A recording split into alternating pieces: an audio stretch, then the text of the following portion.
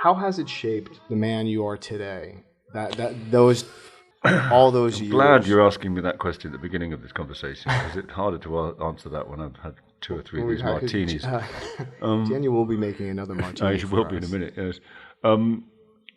I was really trying to reflect on this the other night, and it's immeasurable how much it's changed me. I mean, I would hope from the age of however old I was, 35 or whatever, 34, when I started doing Bond, or started thinking about it, that I would change in that, period of time. One should change. One should should examine one's life, and one should try and get yourself kind of into another place. And but I think back about how I had a real problem with authority. I still slightly do, but I had a real kind of like.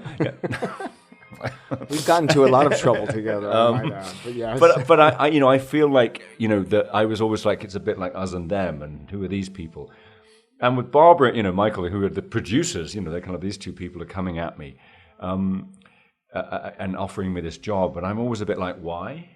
What's the catch? I'm always like, really? I can't help myself. I'm kind of always looking for the kind of, what's the angle? I'm not sure. I'm deeply, deeply suspicious, clearly. But I'm not so much anymore. I'm weirdly, having been through this whole process, I'm much more open. I'm much more trusting in people, weirdly. I'm much more, I suppose what it is, this is kind of comes, Mike Nichols, who I had the good fortune to know and work with, he always said to me, Daniel, don't work with assholes. And I was like, yeah, you're right.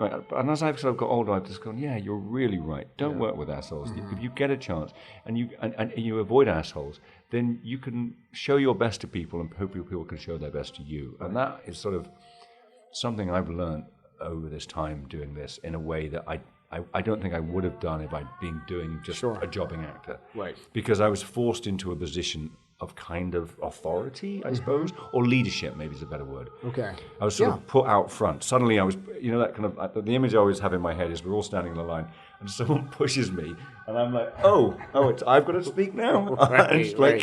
And that was how I'd sort of envisioned myself playing Bond. It was literally, all right, go on. Right, like now. And that was Barbara. That was Barbara and Michael. They did that with me. They said, you'll go. Go, like, dude, you do it. You do it.